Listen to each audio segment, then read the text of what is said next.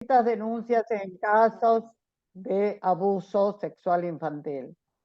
Y realmente para mí es un honor presentar hoy a la doctora Mónica Marcetti, de la cual voy a dar un breve pantallazo de su extensísimo currículum, y hemos estado hablando previamente y realmente sus conocimientos son exquisitos, y es tan lindo que esos conocimientos podamos transmitirlos a todos ustedes, a todos nosotros, porque todos los días aprendemos algo y sobre todo en estos temas que hacen a los niños en su vulneración y cómo podemos prevenirlo. Bueno, la doctora Mónica Beatriz Marcetti es doctora en psicología, postdoctora en psicología con formación científica, tiene una maestría internacional en neuropsicología infantil y adolescente, es psicopedagoga, es docente, es conferencista, autora de varias publicaciones sobre la temática. Realmente brillante tu currículum, querida Mónica. Y hoy nos va a disertar sobre el tema tan importante como es el rol docente frente al abuso sexual infantil. Querida Mónica, todo este auditorio es tuyo, escuchamos con avidez tu palabra y bueno, que sea algo rico para cada uno de los que estamos acá escuchándote. Gracias, Mónica. Adelante, mi querida. Bueno, muy buenas tardes a todos y a todas. Un placer encontrarme en esta tarde con ustedes. Alicia, mi gratitud por la invitación a la conferencia del Instituto de Derecho de la Familia de la Universidad de Lomas de Zamora. Mi gratitud al doctor Jorge Caruso y a la doctora Alicia Talierzo por esta invitación.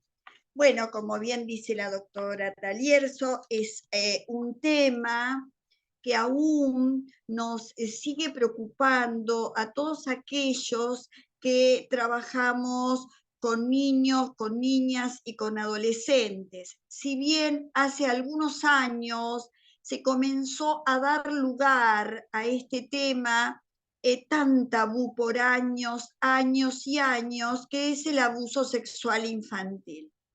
Sí se le da lugar o se le ha dado lugar también a la palabra maltrato infantil. ¿Sí? Cuando hablamos de maltrato infantil se le daba lugar al maltrato físico, al maltrato emocional, al abandono, a la negligencia. Y ahí se paraba. Y de ahí no se hablaba más. ¿Mm? Hace un tiempo comenzamos a darle lugar al abuso sexual infantil. Quiero comentarles que hace alrededor de más de 12 años hice una investigación para una tesis doctoral con 362 docentes. La necesidad venía a partir de trabajar como psicopedagoga y como psicóloga en establecimientos educativos y de dar clases en diferentes carreras, entre ellas en la de Derecho, sobre el tema del maltrato infantil. Exclusivamente quería conocer qué pasaba con el abuso sexual infantil que el niño develaba dentro del ámbito educativo.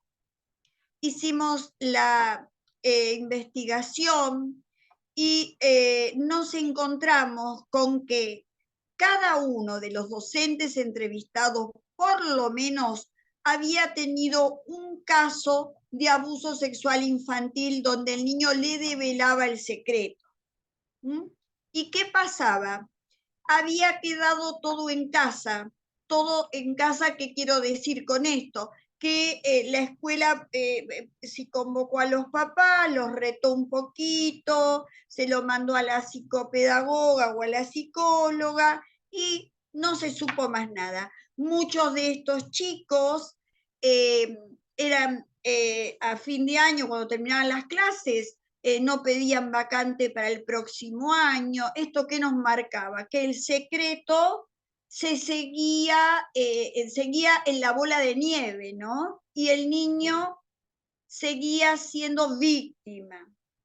pero por otro lado también vimos que el docente reclamaba al Estado formación e información. Ustedes me podrán decir que en este momento hay una formación en ESI, hay conocimientos que se van divulgando, pero ¿cuántos? Muy poquitos. ¿Cuántos casos ocurren de niños que inclusive llegan a la muerte por el abuso sexual infantil y nada se devela? Son muy poquitos, muy poquitos. Miren, a mí me despertó la curiosidad de este tema también, que hace muchos años, no sé si ustedes recuerdan, hace más o menos 15, el caso del niño Agustín, que fue el primer caso donde se responsabilizan a los docentes sobre la situación de abuso sexual infantil.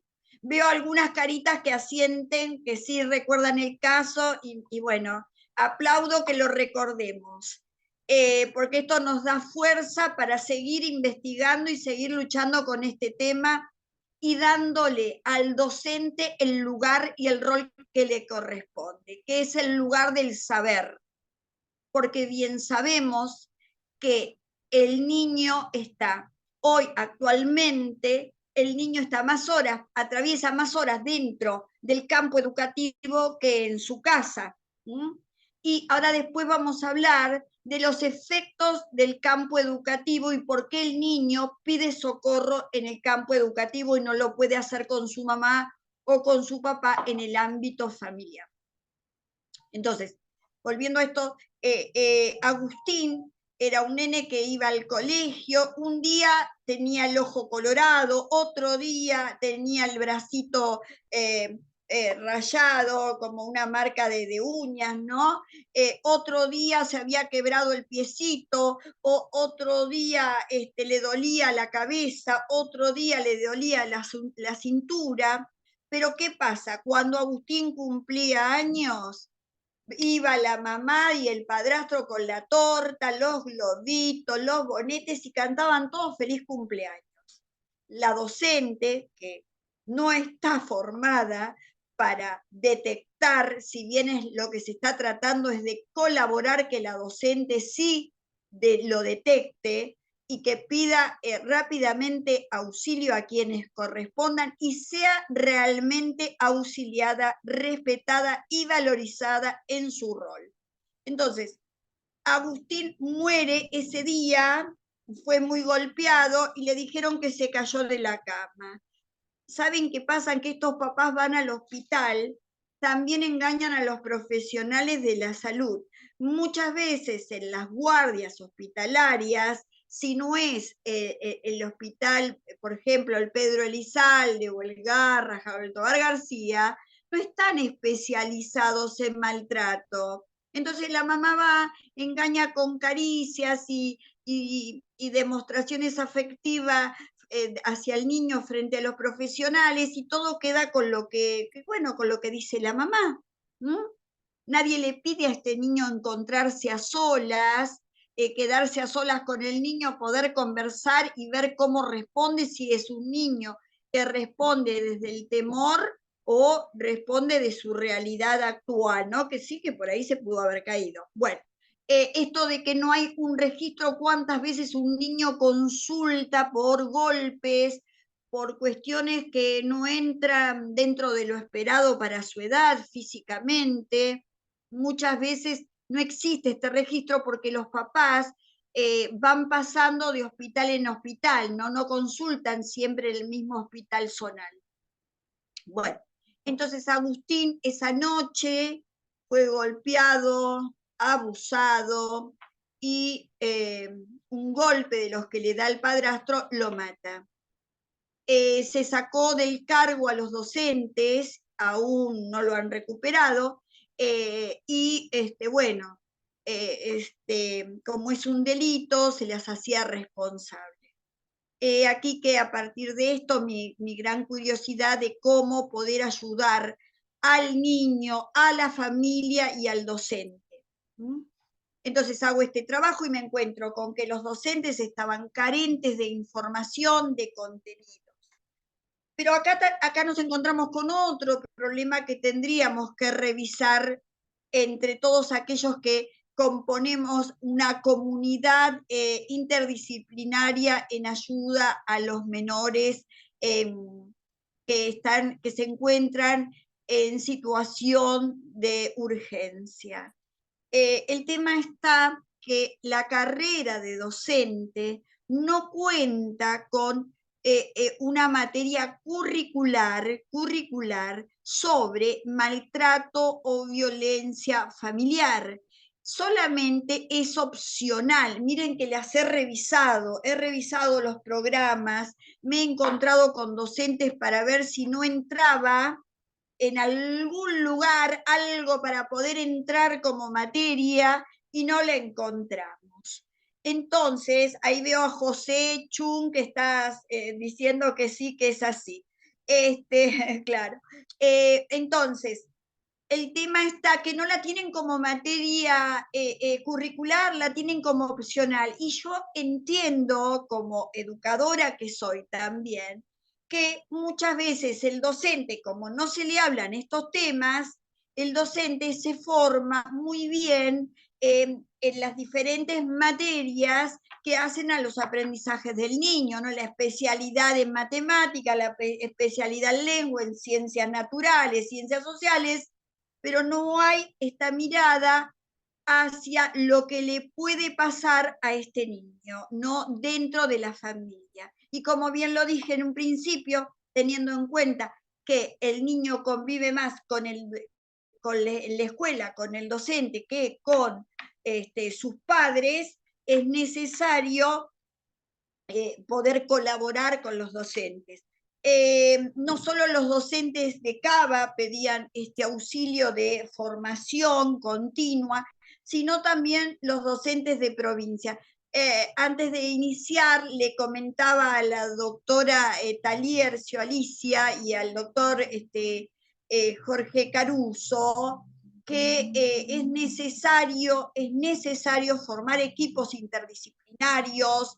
¿Y a quiénes me refiero? Me refiero a la justicia, a los abogados, a los psicólogos, a los psicopedagogos, a las trabajadoras sociales y a los docentes para poder distribuir la palabra de sanación y fortalecer el rol del docente para que logre realizar las denuncias tan temidas. También en esta investigación observamos que el niño no es solo afectado psicológicamente. Todo niño abusado sexualmente va a sufrir afecciones cerebrales. ¿En qué zonas del cerebro? En el cerebro contamos con el sistema límbico que aloja nuestras emociones, ¿sí? Y si éste está traumatizado por el daño del maltrato infantil, en este caso el abuso sexual infantil, en una resonancia vamos a poder ver que este sistema límbico es más chico que aquel niño que no ha sufrido trauma.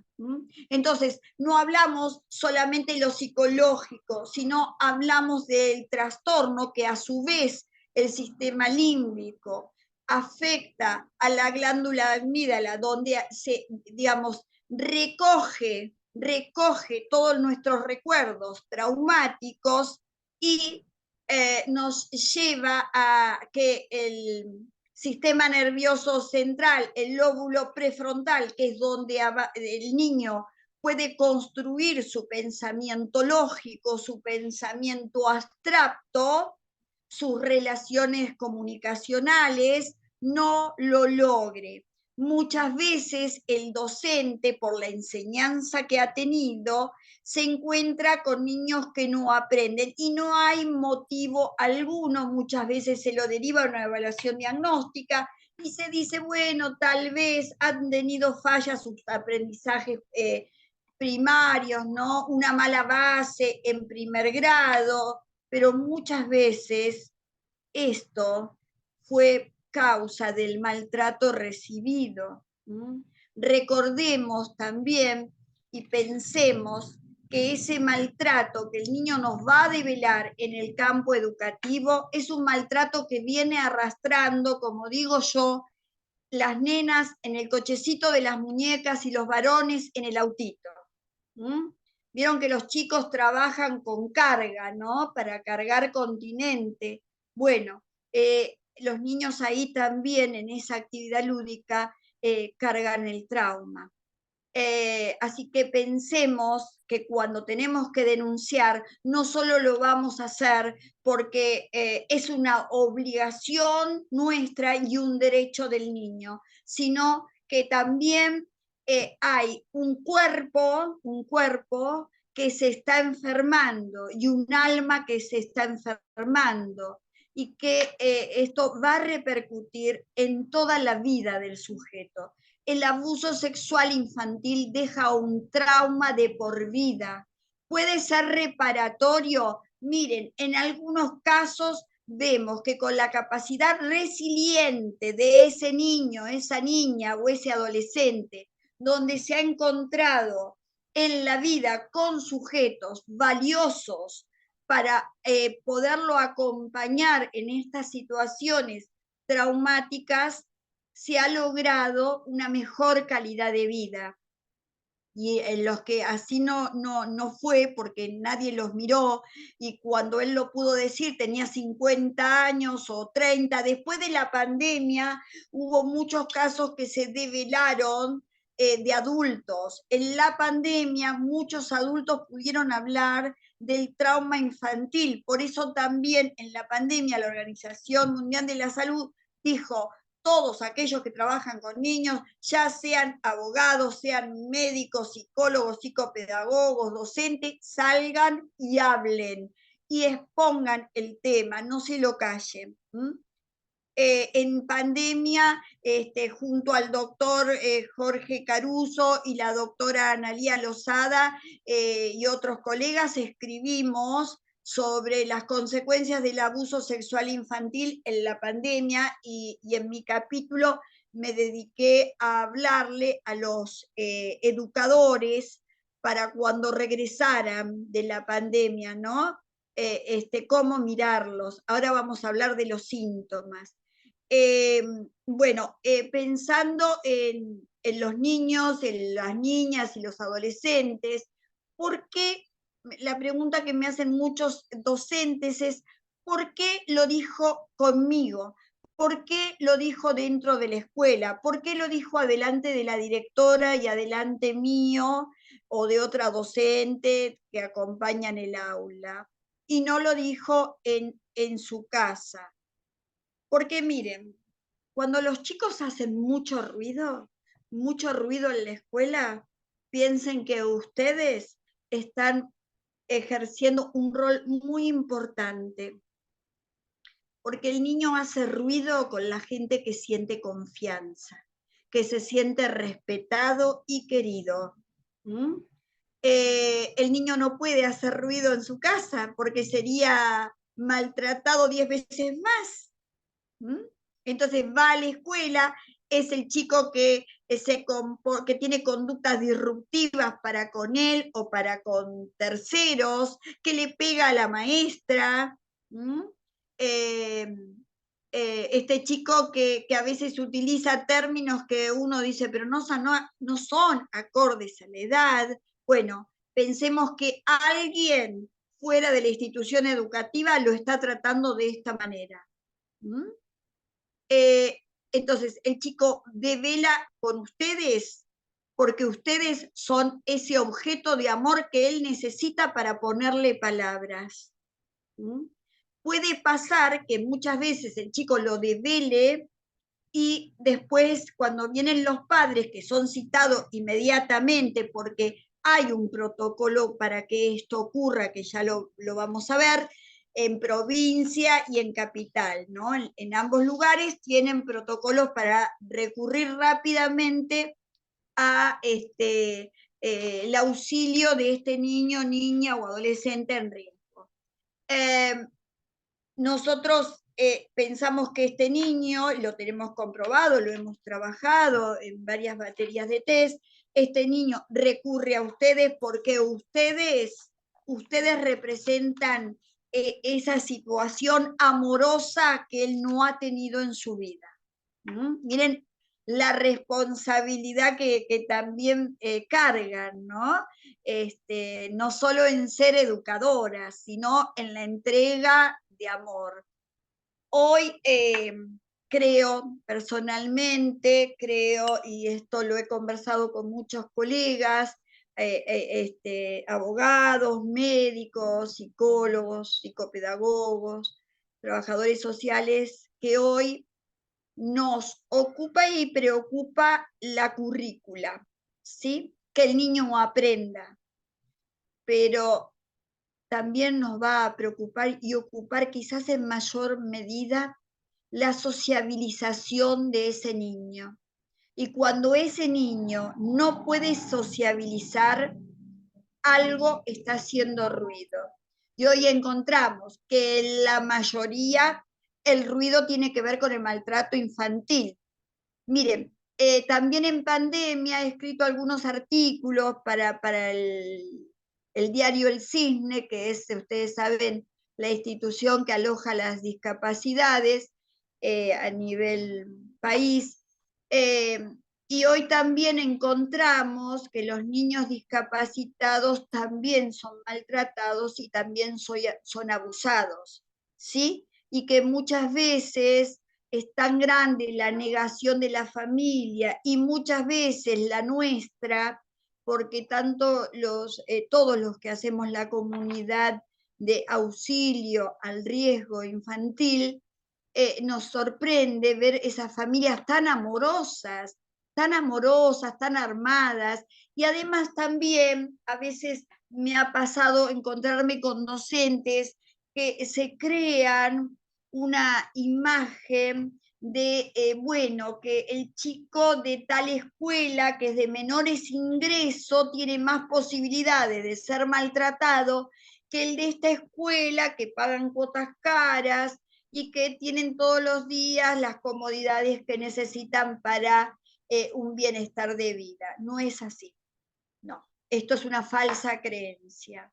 Hoy puede ser de un barrio o de otro, puede tener tal cultura, tal religión, todos los chicos entran en esta situación de maltrato, o sea que no nos confundamos. Una vez una docente me dijo, bueno, pero yo no soy psicóloga ni psicopedagoga como para develar este secreto. Entonces le contesté, si el niño viene a vos y habla con vos y te lo devela a vos, es porque te dio ese lugar. Nadie te va a pedir que le tomes una evaluación, ¿sí? Pero sí te vamos a pedir que rápidamente lo des a conocer y vas a ser cuidada y respetada en lo que vos puedas transmitirnos. En el año 1986, la Organización Mundial de la Salud implementa este derecho del cuidado del niño maltratado a partir de las explotaciones sexuales, ¿no? O sea, pensemos, desde el 86 se le da lugar a este derecho. Estamos en el 2023 y aún el derecho viene peleándose, porque tenemos la posibilidad de denunciar todos y la obligación de denunciar. El niño tiene el derecho de ser cuidado, como a veces sus papás están gravemente perturbados porque las familias de los niños abusados sexualmente son familias gravemente perturbadas, ¿sí? Muchas veces encontramos que el abuso sexual infantil viene de generación en generación. La bisabuela, la abuela, la madre, la tía, ¿sí? Y este niño, que es el que se atrevió a ponerle palabra, corta con este genograma siniestro familiar. ¿Mm?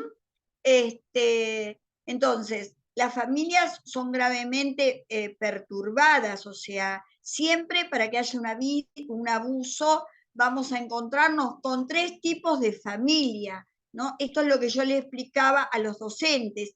Hay tipos de familia donde no podemos, donde ustedes no pueden desconocer cómo interactúan sin ser psicólogas.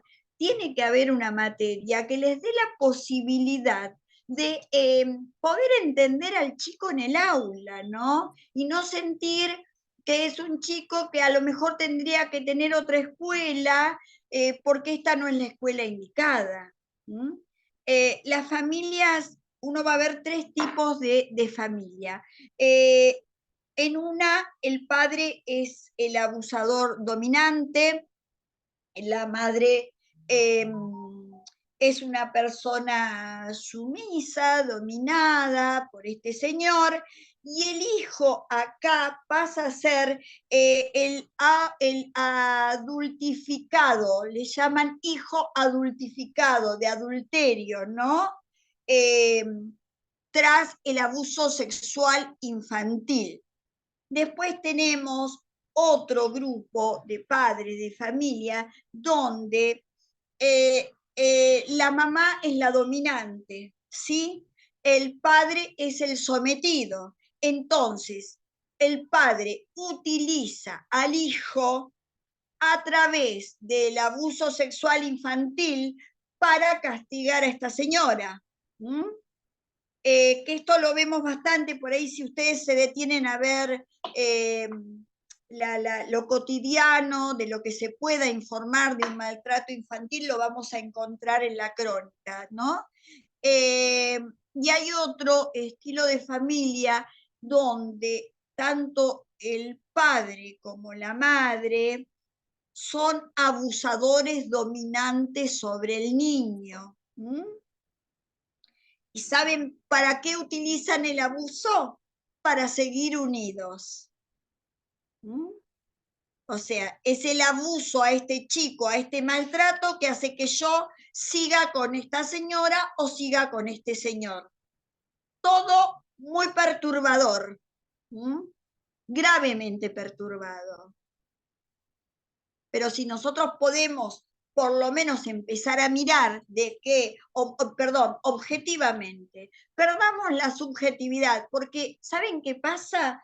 El niño lo enferma la seducción del adulto, porque para que haya abuso tiene que haber un adulto mayor que seduzca a este niño, lo seducen bueno, diciéndole cosas bonitas, o llevándole regalitos, o comprándole golosinas, etcétera, etcétera, ¿no? Entonces, piensen algo, si este abusador es integrante de esta familia, ¿qué característica va a reinar? La seducción. Entonces son familias que van a buscar al nene a la puerta de la escuela con el hermanito de la mano, todos felices, todos seductores, la florcita a la maestra, andá, llevarle la florcita a la maestra, llevarle chocolate, pero están pasando cuestiones gravísimas dentro de la familia. Son familias, esto que les decía, que familias incestuosas, que vienen de generación en generación dándose el incesto. Entonces el incesto es un aprendizaje, entra dentro de lo normal, ¿no? Es una variable esperada dentro de esta familia. Por eso, muchas veces cuando los papás se nos acercan a conversar sobre el tema, ya sea con la maestra, porque muchas veces utilizan a la maestra como psicóloga, y muchas veces utilizan a los abogados como psicólogos, ustedes lo saben muy bien. No estaría mal que por ahí ustedes le pregunten, ¿no? Y esto pasó, mami o papi, con algún integrante de tu familia, ¿no? Como para ayudarlo a hablar y después derivarlo a donde corresponda. ¿Mm? El docente en la actualidad es visto como agente reparador del abuso sexual infantil. Pero los docentes me dicen, sí, Mónica, todo muy lindo. El chico viene, me dice lo que pasó, ahora vamos a ver cómo es la escucha del docente. Bueno, pero antes le digo esto. Me dice, todo bien, todo bárbaro, yo muy contenta de poder ayudar a este niño, pero ¿quién hace la denuncia? Miren, tanto en provincia como en capital existen, ustedes lo pueden buscar tranquilamente por internet, los cuadernillos de maltrato infantil. Y ahí van a ver todos los protocolos que van a tener para dirigirse a este niño, a esta familia. Pero acá está lo grave, que los entiendo a los docentes, que es el miedo a la denuncia. ¿Quién la hace? Y muchas veces me plantean que no sabe si la va a firmar la directora o la va a firmar ellos porque el niño se lo develó exclusivamente a ellos. Y es lo que hablábamos con la doctora Alicia Taliercio hoy, ¿no? El temor es muy grande a las medidas que va a tomar la familia contra el docente, ¿no? Un docente me decía la semana pasada de Zona Sur, hicimos una denuncia y la docente, el director me decía, la docente se fue del barrio, son lugares muy cercanos a las villas, porque ya tomaron represalias contra otras docentes que hicieron denuncias, ¿no? Amenazas y algunas amenazas se convirtieron en la realidad, ¿no? Llevaron a cabo lo que decían. Así que este es el temor. De acuerdo a el programa de cuidado frente a la emergencia de niños, niñas y adolescentes, aseguran el cuidado y la protección no solo del niño, no solo de la madre o del padre de aquel que no haya sido el abusador, sino también del docente. De igual manera, si ustedes, yo no sé cuántos docentes presentes tenemos, pero ya les digo, de 362 docentes, todos habían tenido un caso de abuso sexual infantil. Esto quiere decir que en algún momento quien no lo tuvo, lo va a tener.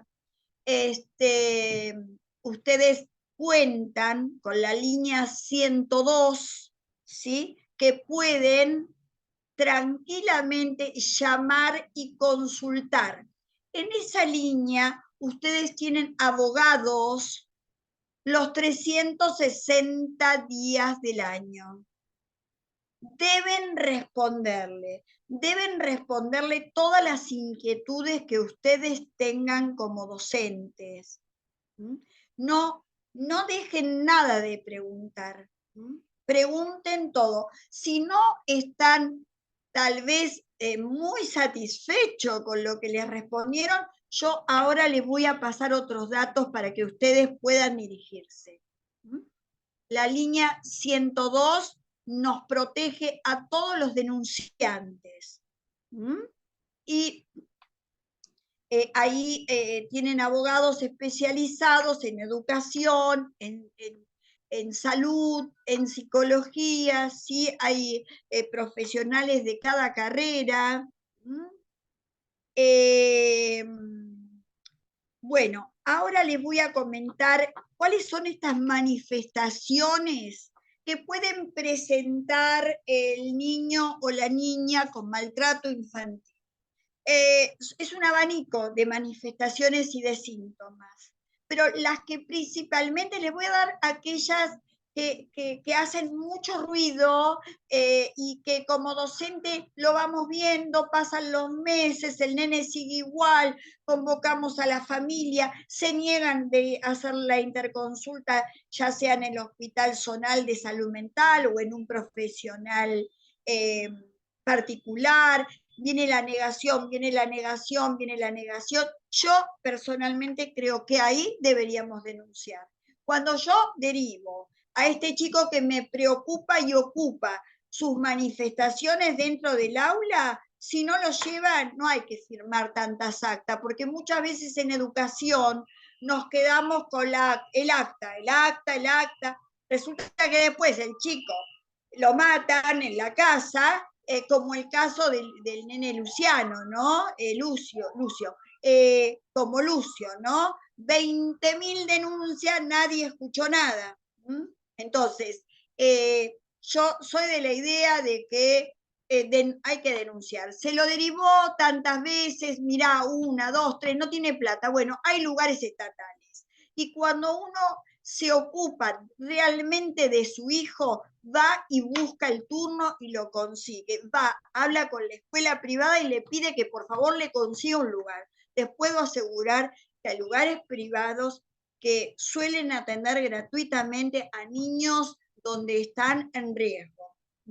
Entonces, como docente tenemos que ponernos quizás un poco más intensa y no quedarnos solo con este tema del protocolo, que a veces he visto roces entre directivos y docentes porque se esperó mucho tiempo, vos lo esperaste, no lo esperé yo, y así sucesivamente. Soy docente, soy directora 2 veces.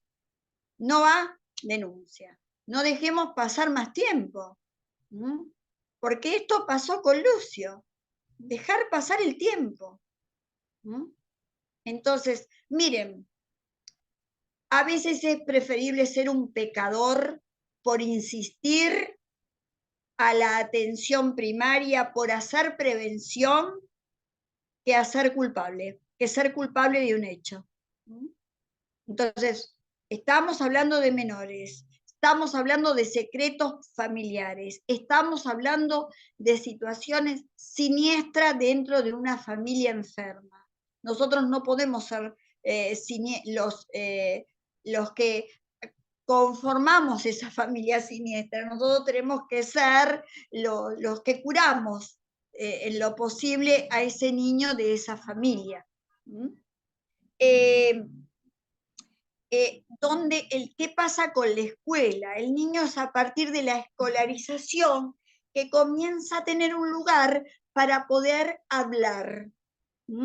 Entonces el niño comienza a ir a la escuela, comienza a estudiar a sus docentes, va viendo en quién puede tener confianza y en quién no, quién le parece la seño más buena, la más mala. Los chicos hablan así.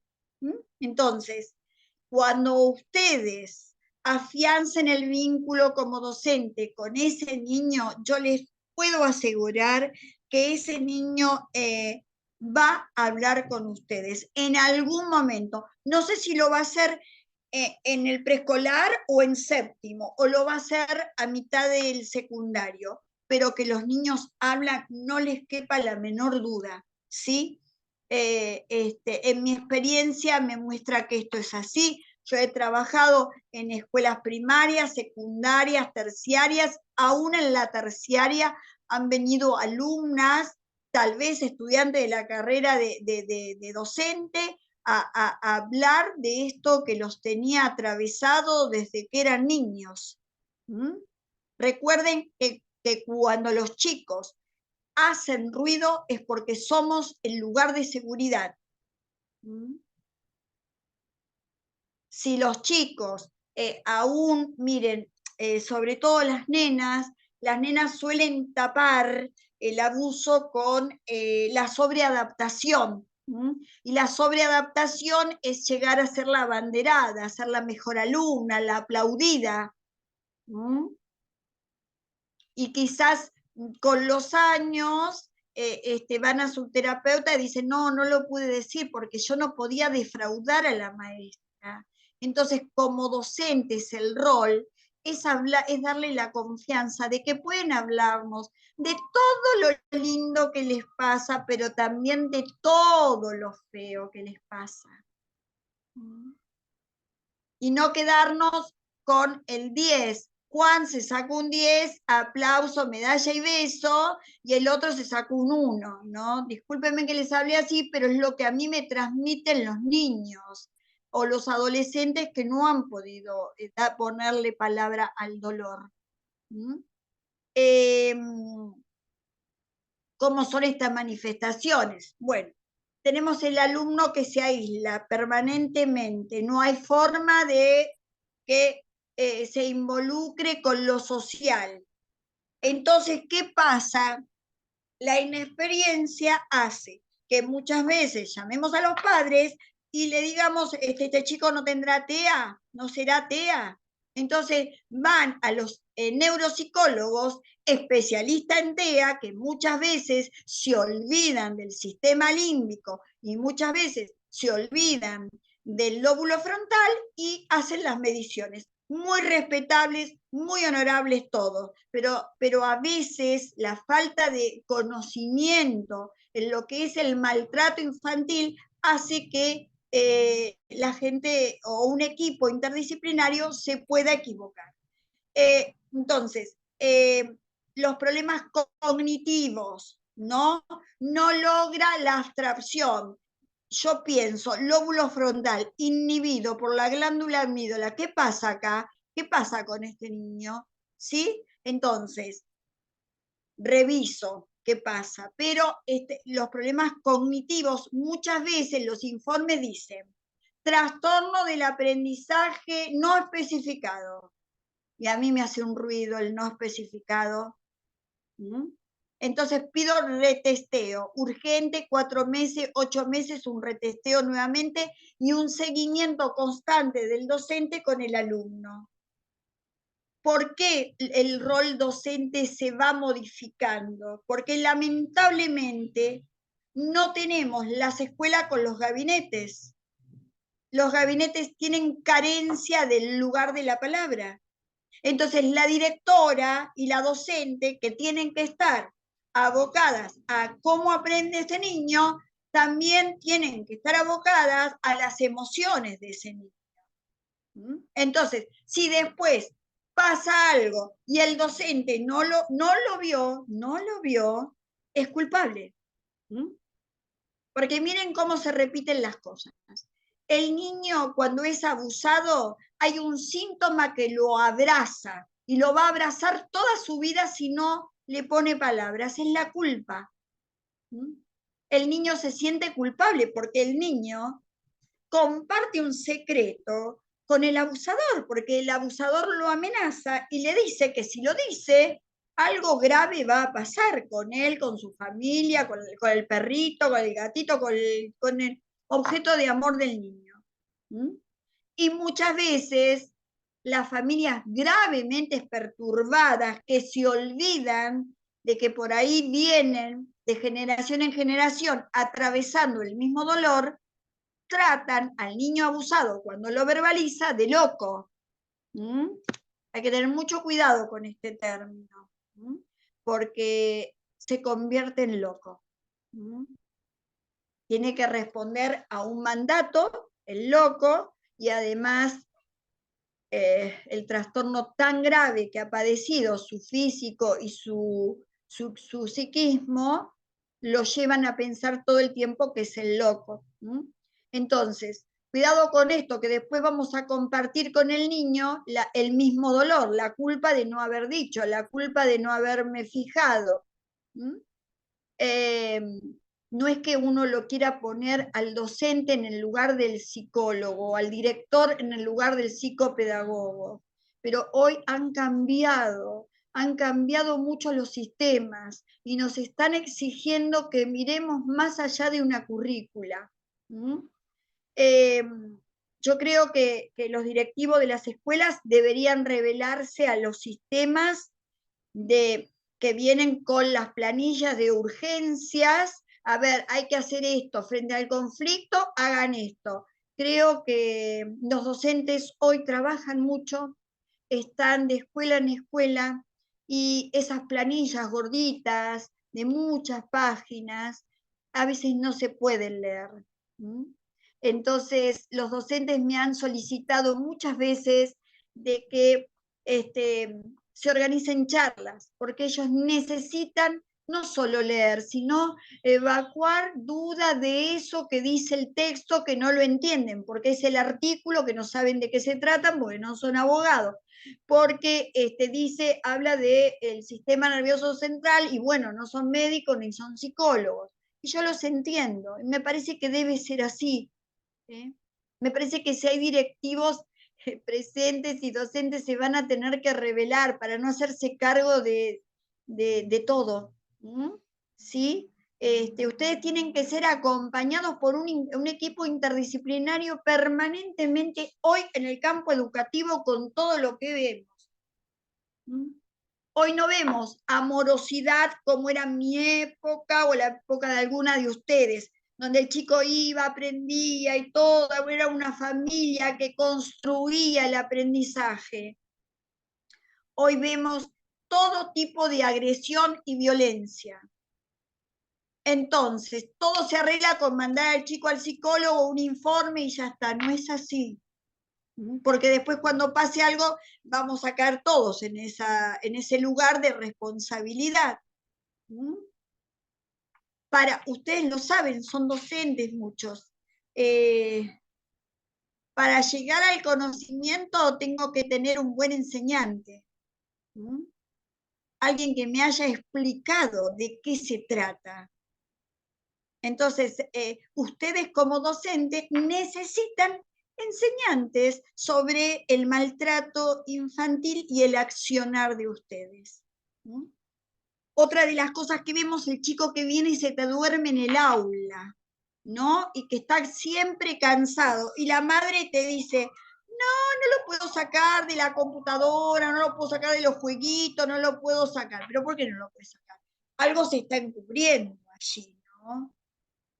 Pensemos si no es que hay una madre sometida y un padre dominante, o viceversa, y este chico es víctima de todo esto.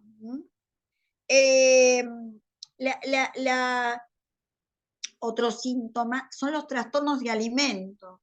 El chico que no te come nada en el comedor, que nada le gusta.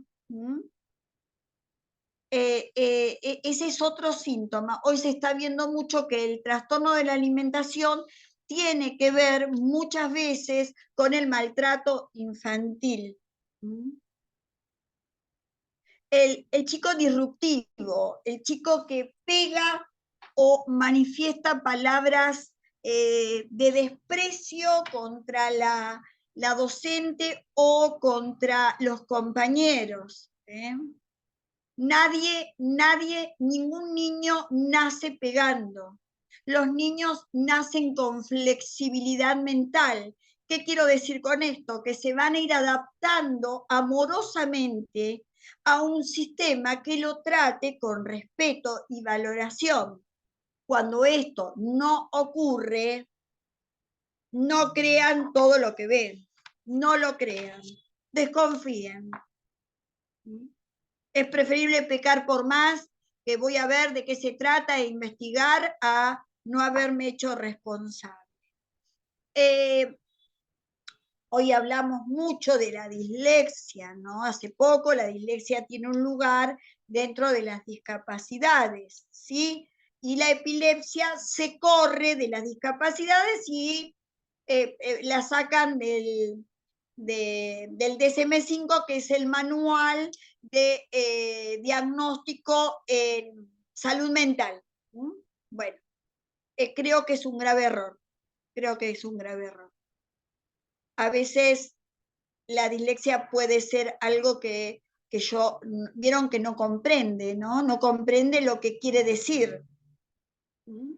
Se le mezcla las palabras, se le mezclan las letras. Bueno, quizás tenga que ver con la mezcla emocional que está teniendo por la barbarie que está viviendo. Y el epiléptico frente a sus convulsiones, tal vez en la escuela, yo conocí varios casos que las maestras me decían, pero 2 por 3 tiene una convulsión grave adentro del aula. Bueno, 2 por 3 nos enteramos de que eran niños abusados. Después, otro tema es el niño que falta y, ¿vieron? Y van cambiando de lugar. Hoy traen el certificado del Hospital Vicente López. Mañana traen el certificado del Rivadavia. Pasado del Fiorito. Y así van cambiando. Luz roja, por favor. O hay un problema grave en la pareja y la mamá escapa del padre, o la madre es cómplice de este maltrato. Y además, cuando vienen los certificados, un día es porque se golpeó, otro día porque lo mordió el perro, otro día, cuidado con esto, es mucho cuidado, luz roja para el docente. Después, otra cosa de la que se ve mucho en estos chicos, que suelen tener accidentes continuos, ¿no? Que cruzó mal la calle, que se cayó sobre la vereda rota, que se clavó el tenedor. Cuidado con estos accidentes domésticos o callejeros. Otra de las cosas que vemos también es el chico que nada lo entusiasma. Uno enseña matemáticas, enseña ciencias, no hay una materia, porque puede ser que el chico por ahí esté desganado, no le sea de su interés, nos replanteamos nuestra modalidad de enseñanza o no, pero ese chico que nada le produce contacto con el placer. Hay que tener también ahí una gran preocupación. ¿Qué pasa? Y si trae una evaluación diagnóstica y ustedes lo siguen viendo igual, pidan entrevistas. Pidan entrevistas con los padres, con los profesionales, y si no hay modificación, bueno, hagan una denuncia, porque algo está pasando. No sé si está siendo abusado sexualmente, pero que hay algo del orden del maltrato que está girando en la vida de ese niño. Respecto a los lugares donde nosotros tendríamos que dirigirnos para las denuncias. Provincia y capital tienen diferentes teléfonos para la intervención de nosotros, ¿no? Cuando hablamos de trabajo integral, estamos hablando del trabajo en equipo. Y acá no puede quedar afuera uno de los integrantes. Acá somos la escuela, el director, el docente, los abogados, la trabajadora social, la psicóloga, la psicopedagoga y los médicos tratantes del niño. Hay una ley que las ampara a ustedes frente a la denuncia, que es la ley 13.688/07 sobre educación provincial. Y sobre el abuso sexual infantil, ustedes van a tener la ley 12.807/01.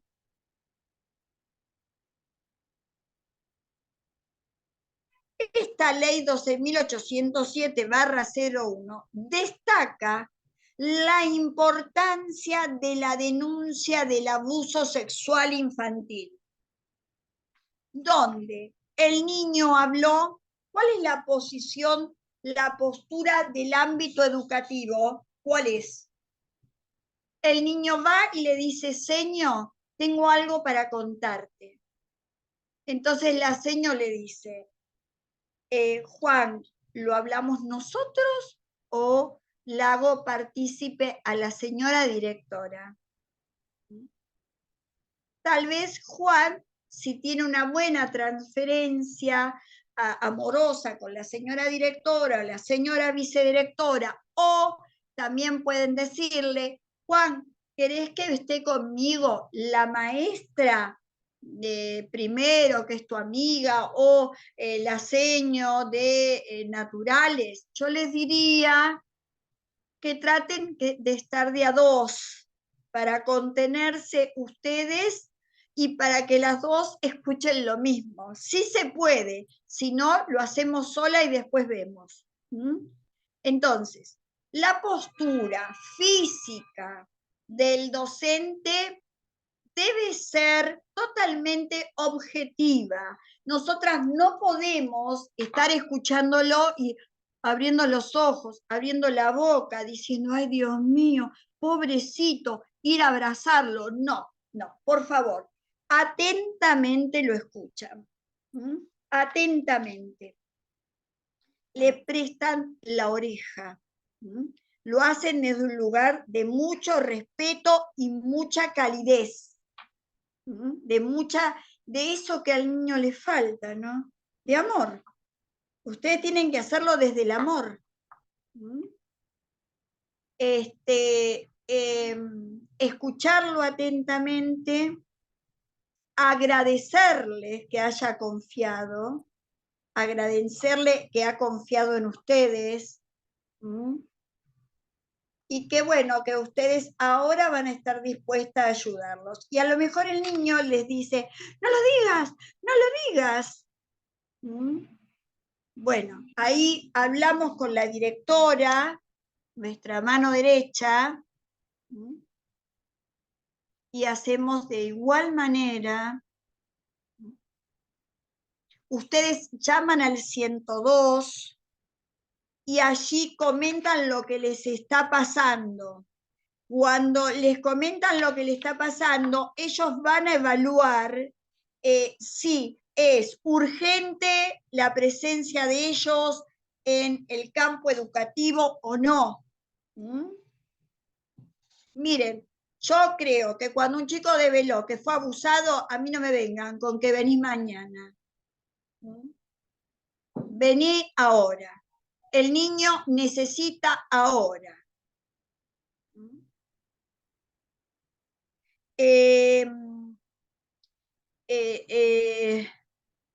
La ley 1688 fue dictada para la prevención y asistencia a las víctimas de violencia familiar doméstica.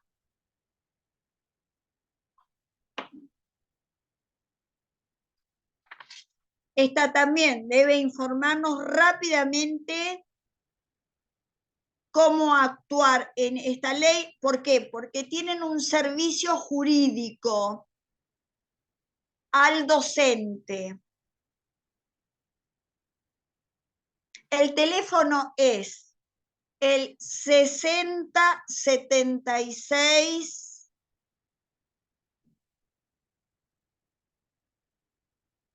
Los internos son el 9063 o 9087. Hay una guardia permanente de abogados que ustedes pueden también utilizarla, que es en el 0800 333 1182.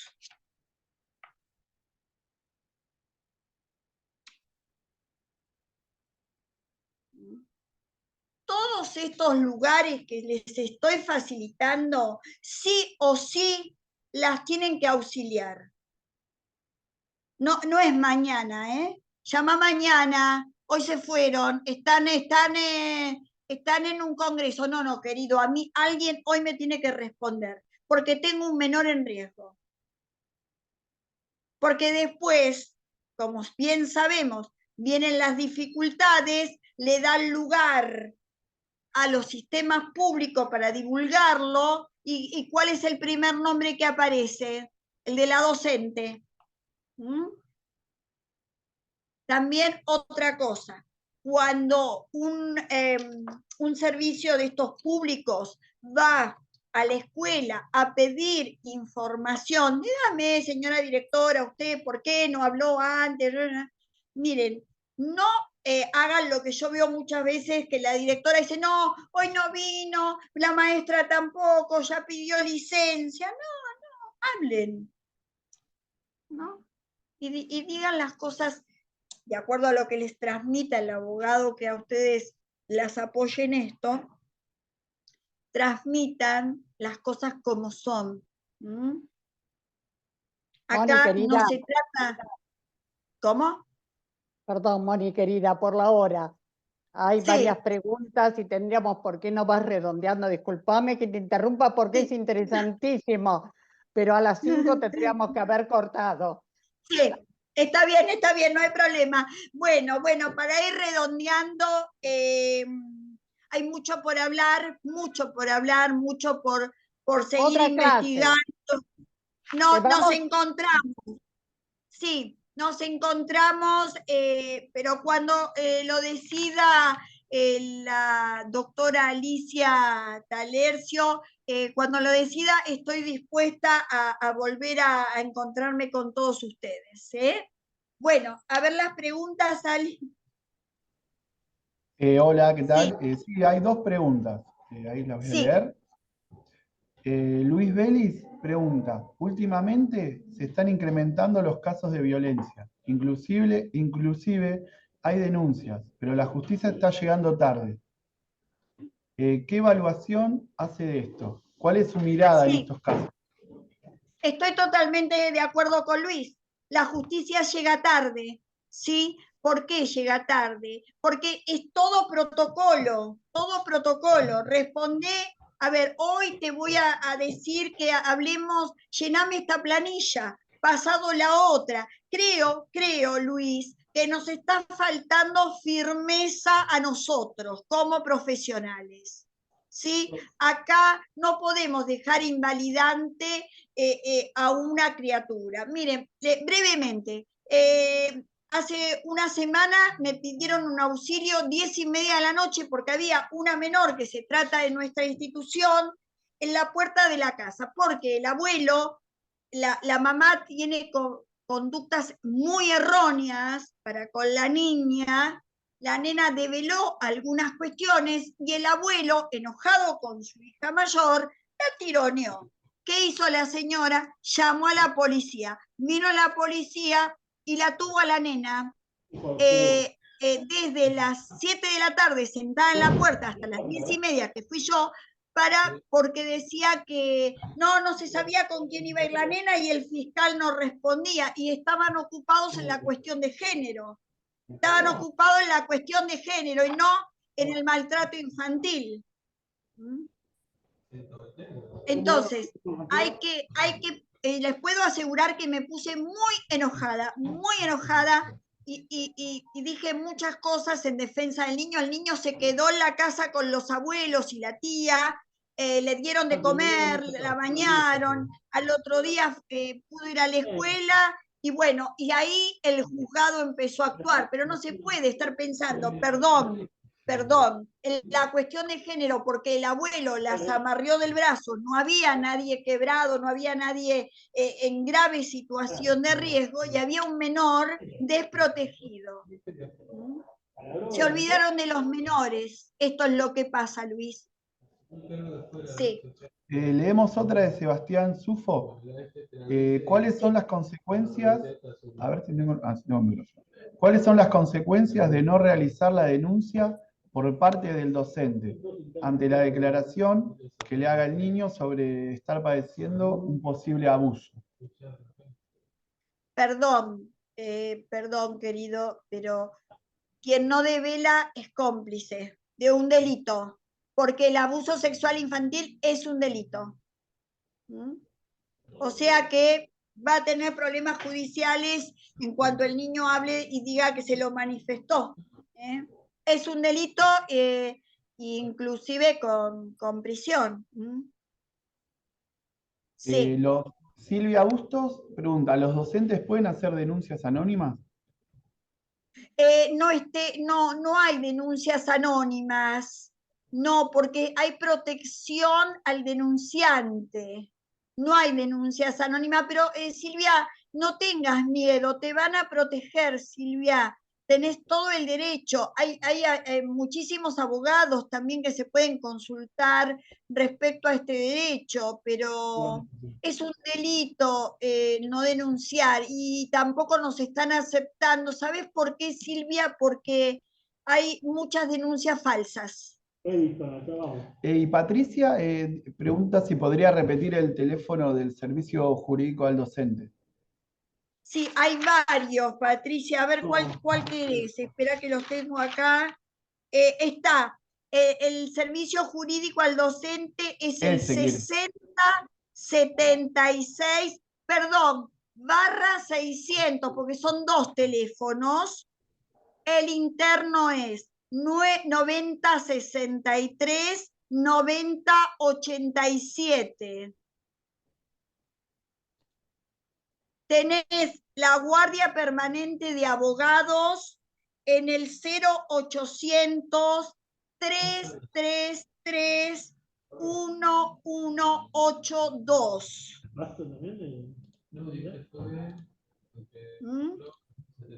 Perfecto, Mónica, muchas gracias. Ahora le voy a hacer la palabra a la doctora Alicia Aliercio.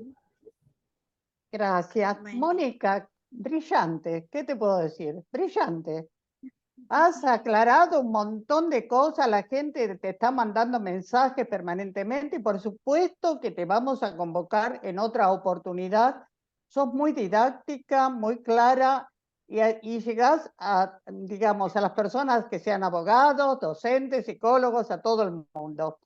Dos puntitos simplemente quiero mencionar al respecto. Ustedes saben que por la ley de violencia familiar, con la ampliación, la 12.569 con la 14.509, se pueden hacer las denuncias con reserva de identidad.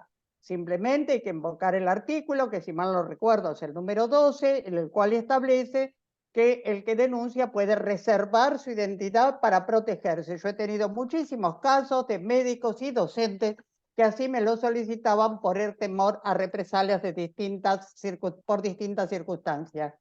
Y lo que me encantó, y lo debo decir, es esto que necesitamos permanentemente, menos protocolo y más eficacia, porque si no nos convertimos todos en cómplices. Cuando un docente no hace la denuncia a tiempo es cómplice. Y yo he dado la charla cuando hemos hablado del caso Lucio, en el cual tanto los docentes como los médicos que no intervinieron deberían ser sancionados. Y no es que sea una casa de brujas, ni mucho menos, porque mi primer profesión, ustedes lo saben, soy maestra normal nacional. Amo la profesión de la docencia y de todo lo que sea relacionado con los niños me puede muchísimo. Pero no podemos considerar que exista o no exista la ley es lo mismo, que se cumpla o no se cumpla sea lo mismo. Por lo tanto, obligatoriamente tenemos que hacer cumplir y sancionar a aquellos que no lo hacen como corresponde. Mi querida Mónica, gracias infinitas del fondo del corazón. Te vamos a volver a convocar, si vos lo permitís, porque falta otra parte, pero tenemos un lapso de tiempo que debemos respetar. Así que te vamos a volver a convocar, mi querida, para que sigas explayándote en este tema de tantísima actualidad y tan necesario que todos conozcamos, ¿no es cierto?, para poder ayudar realmente a ese grupo tan vulnerable como son los niños, niñas y adolescentes. Gracias infinitas, infinitas. Por favor, Este muchas aplauso, gracias a fíjate. ustedes. Te están aplaudiendo, ¿eh? Te están aplaudiendo.